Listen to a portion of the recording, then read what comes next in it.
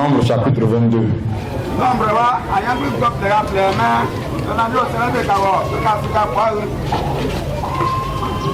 À partir du verset 1.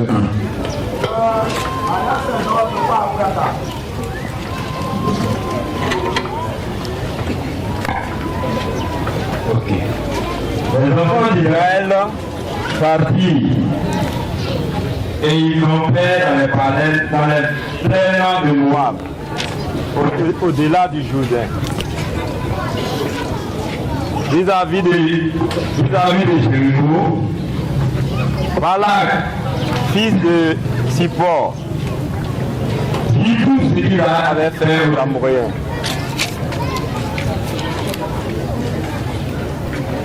Et Moab fut très effrayé en face d'un peuple aussi nombreux. Il fut saisi de terreur en face des enfants d'Israël. Moab dit aux anciens des Madian, cette multitude va dévorer tout ce qui nous entoure, comme le peuple pousse la verdure des champs. Balak, fils de Sippor, était alors roi de Moab. Il envoya des messagers auprès de Balaam, fils de Béor, appelant sur le fleuve dans le pays des filles de son peuple, afin de l'appeler et de lui dire, voici un peuple est sorti d'Égypte.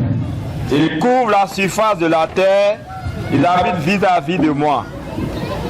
Viens, je te prie, maudis-moi ce peuple, car il est plus puissant que moi. Peut-être ainsi pourrais-je le battre et le châtirai du pays, car je sais que celui qui te bénit, non, car je sais que celui que tu bénis est béni et celui que tu maudis est maudit. C'est le peuple d'Israël qui, sortant de l'Égypte et allant dans sa promesse, dans son chemin, a battu les nations.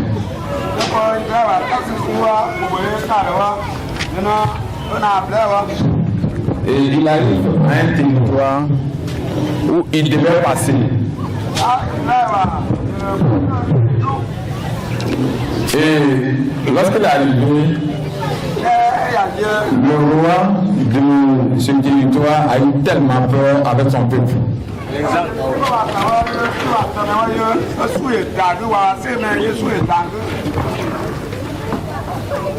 Il a donc envoyé des gens aller appeler un prophète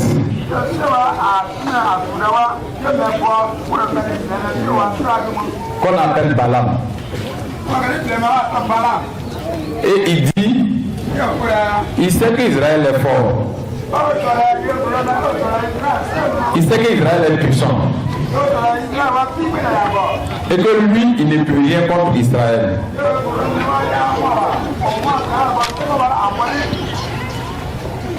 Mais il veut frapper Israël.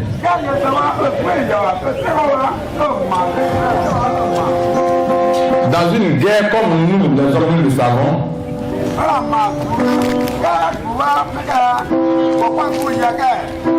on utilise les armes pour combattre.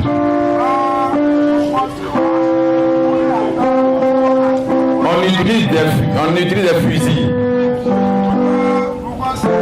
des machettes, des flèches, des épées pour combattre.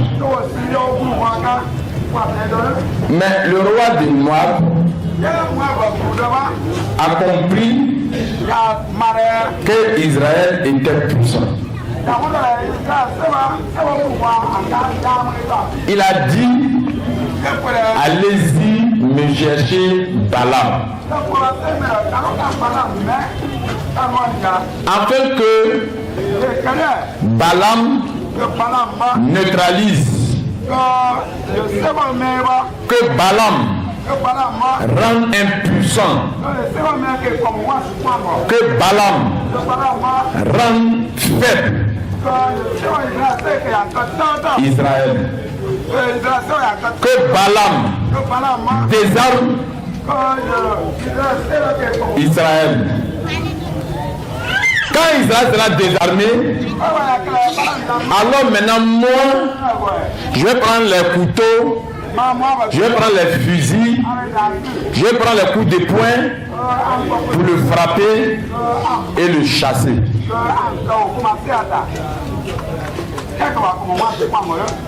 Et il dit comment Balaam va rendre Israël impuissant. Il dit comment Balaam va rendre Israël faible. Il dit à Balaam, maudis-le. Parle sur Israël. Dis des paroles sur Israël. Parce que je sais que ta bouche est autorisée. Je sais que ta bouche est puissante. Et la parole qui sort de toi produit toujours son effet. La parole qui sort de toi ne peut pas échouer. C'est pourquoi, si tu prononces des paroles contre Israël, ça va atteindre Israël. Et moi maintenant, sur la base de ce que tu as prononcé, je vais agir. Et je sais que si j'agis conformément à ce que tu as dit, je vais avoir la victoire. Ce que je voudrais que nous comprenions, la puissance, c'est la parole. Il n'y a pas de puissance.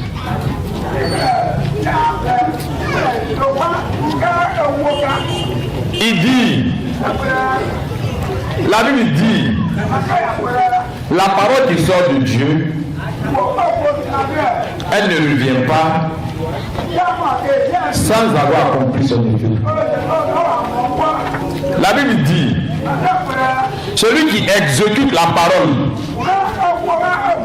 la puissance qui permet à la parole de se manifester, l'exécuteur de la parole de Dieu est puissant. Rien ne peut vaincre la parole. Rien ne peut vaincre la parole. Ce que le témoignage de Balaam et Barak nous dit, c'est que la parole sort, c'est comme une énergie, une force. Et elle agit en paralysant, en détruisant tout ce qui est contraire à elle, autour d'elle. Si Balaam a été appelé, parce que celui qui maudit est maudit, Balaam a été appelé parce que quand lui maudit, tu es maudit. Dieu, Jésus a été aussi appelé parce que celui qui lui bénit est béni. Croyons à la parole. Croyons à la parole. Croyons à la parole. Croyons à la parole. Croyons à la parole. Ce matin, quand on méditait, le Seigneur nous a fait comprendre ceci. Le Seigneur nous a dit,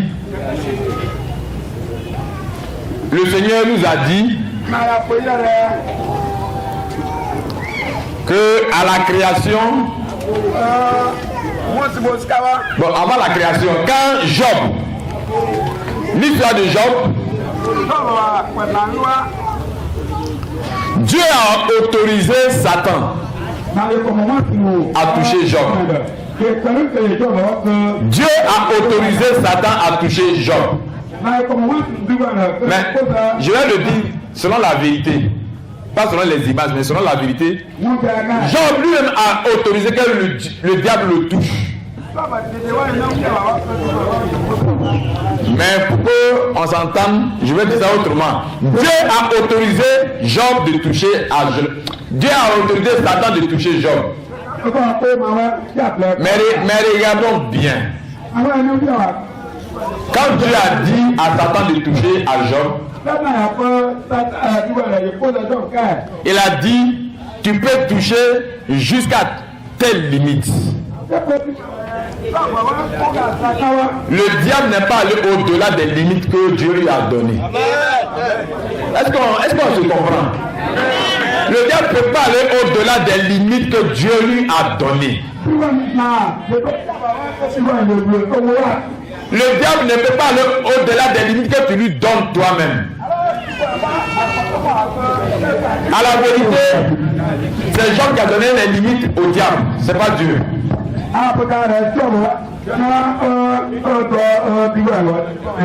Je vais nous dire ce matin, quand le diable, je vais nous dire que le diable, dans sa plus grande rébellion,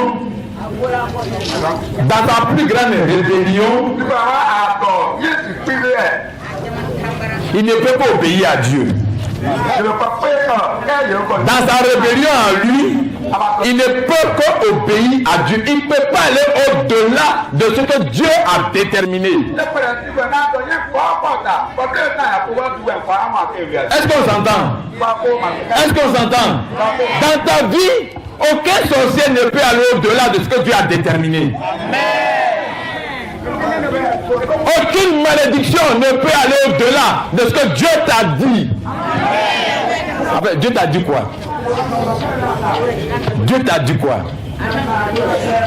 Dieu dit, c'est celui qui te maudit qui est maudit.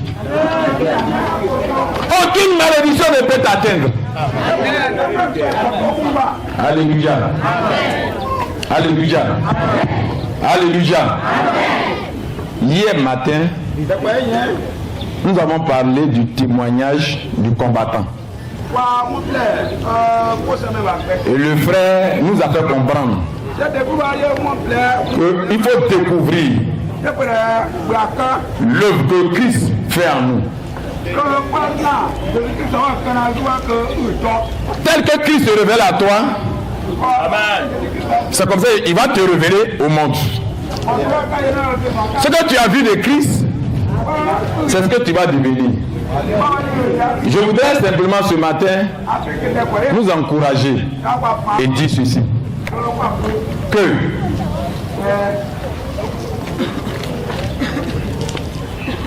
on appelait Balaam pour maudire, et quand il parlait, ça se réalisait.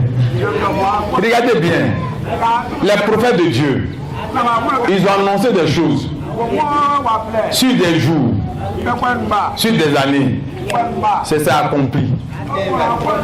C'est ça accompli. Tout ce qu'ils ont annoncé, c'est accompli. La parole de Dieu sur ta vie s'accomplit. La parole de Dieu s'accomplit sur ta vie. Et nous sommes venus. Le deuxième message a dit que Dieu est en train de nous préparer. Frère, Dieu ouvre sa parole. Depuis hier, Dieu ouvre sa parole.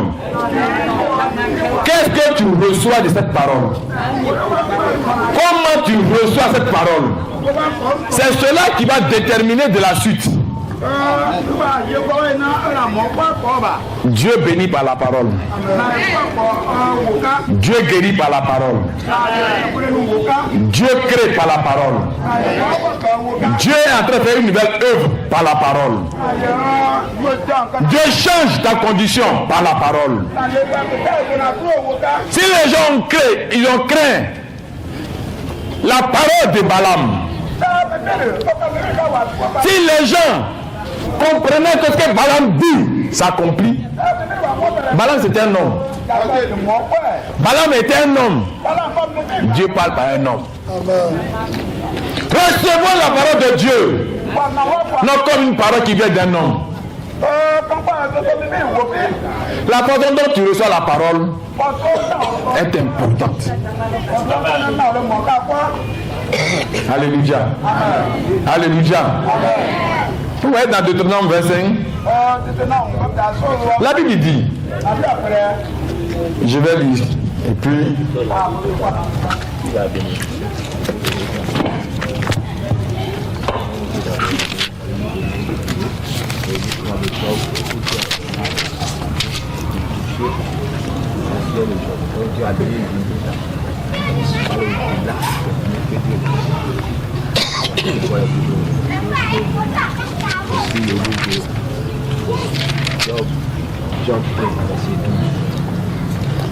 C'est Deutéronome 23. Il dit, l'Ammonite et le Moabite n'entreront point dans l'assemblée de l'Éternel, même à la 10e génération et à perpétuité. Parce qu'ils ne sont pas venus au devant de vous avec du pain et de l'eau sur le chemin lors de votre sortie d'Égypte. Et parce qu'ils ont fait venir contre toi à prix d'argent Balaam, fils de Béor, de Pétor, à Mésopotamie, pour qu'ils te maudissent. Mais l'Éternel ton Dieu n'a point voulu écouter Balaam, et l'Éternel ton Dieu a changé pour toi la malédiction en bénédiction, parce que tu es aimé de l'Éternel ton Dieu. Amen. On peut dire Amen. Amen. Balaam, quand il maudit, tu es quoi? Quand Balaam maudit, tu es quoi? Quand Balaam maudit, tu es quoi? Il a été appelé pour maudire Israël. Vous savez ce qui s'est passé? Dieu dit, quand Balaam maudissait, lui Dieu, il n'a pas écouté les malédictions de Balaam. Et il a transformé les malédictions en bénédictions. Est-ce qu'une malédiction peut t'atteindre? Alléluia. C'est Moïse qui écoutait. Quand Balaam proclame, Moïse interprète, il comprend la bénédiction. Parce que Dieu transformait la malédiction en bénédiction. Frère, Dieu est en train de transformer notre vie ce matin. Depuis hier, Dieu est en train de transformer ta vie. Et nous avons la parole de vie. Toute malédiction qui a été sur ta vie, Dieu la transforme parce qu'il t'aime.